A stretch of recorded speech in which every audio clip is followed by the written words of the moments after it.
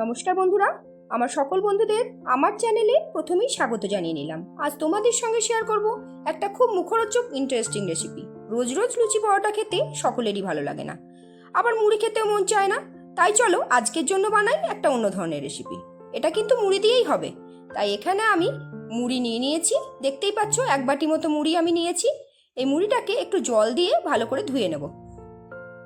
মুড়ির মধ্যে অনেক নোংরা থেকে যায়, যেটা কিন্তু আমরা শুকনো মুড়িতে বুঝতে পারি না। তাই এটাকে অল্প জল দিয়ে চিপে চিপে ধুয়ে নিচ্ছি। তারপর দেখো এর থেকে কতটা নোংরা বেরিয়ে আসে। চলো, মুড়িটা তো আমার ধুয়ে নেওয়া হয়ে গেছে। এবার দেখো জলটা দেখো কি অবস্থা।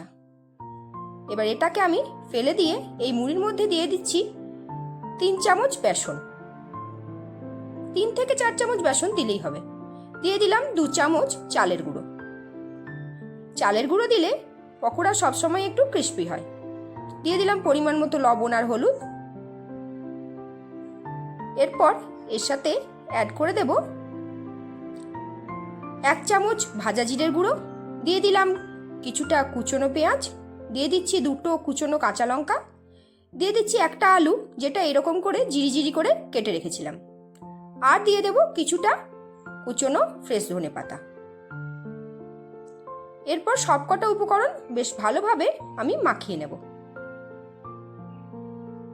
প্রথমে শুকনো হাতেই একটু মাখিয়ে নিচ্ছি, তারপর লাগলে অল্প অল্প করে জল দিয়ে এটাকে মাখিয়ে নেব। বন্ধুরা, যারা নতুন নতুন আমার ব্লগ দেখছো তাদের যদি ভালো লাগে অবশ্যই বলবো চ্যানেলটাকে সাবস্ক্রাইব করে আমার পরিবারের সদস্য হয়ে যেও। আর পাশে থাকা বেল আইকনটা টিপতে একদম ভুলবে না। চলো, মাখানো তো হয়ে গেছে। এবার এখানে কড়াইয়ে বসিয়ে দিলাম সাদা তেল। আর তেলটা গরম হয়ে এলেই এইভাবে গোল গোল করে পকোড়ার শেপ দিয়ে এগুলোকে তেলের মধ্যে দিয়ে দাও। গ্যাসের ফ্লেমটা এই অবস্থায় লো টু মিডিয়ামে রাখবে, যাতে ওপর থেকে হওয়ার সাথে সাথে ভেতরটাও খুব সুন্দরভাবে ভাজা হয়ে যায়। যেহেতু এটাতে মুড়ি দেওয়া আছে, এটা কিন্তু খুব সহজেই মুচমুচে একটা ক্রিস্পি টেস্ট নিয়ে আসবে। আর মিনিট 2 মতো অপেক্ষা করে এইভাবে দেখো উল্টে দিচ্ছি। আর এরপর এই পিঠটাও হয়ে গেলে উল্টে পাল্টে একটু ভেজে নিলেই আজকের এই মুচমুচে পকোড়া একদম রেডি হয়ে যাবে। তাহলে দেখতেই পেলে মুড়ি না খেয়েও মুড়ি দিয়ে কত সুন্দর পকোড়া তৈরি করে নেওয়া যায়। আশা করছি সকলেরই কিন্তু এই পকোড়া মন জয় করে নেবে। বন্ধুরা, যদি আজকের রেসিপিটা ভালো লাগে অবশ্যই বলবো লাইক দিয়ে দিও, কমেন্ট করে জানিও কিরকম হয়েছে। তোমাদের কমেন্টে কিন্তু উৎসাহ পাবো নতুন নতুন রেসিপি তোমাদের সাথে শেয়ার করার জন্য। আর নতুন বন্ধু হয়ে থাকলে অবশ্যই বলবো চ্যানেলটাকে সাবস্ক্রাইব করতে একদম ভুলো না।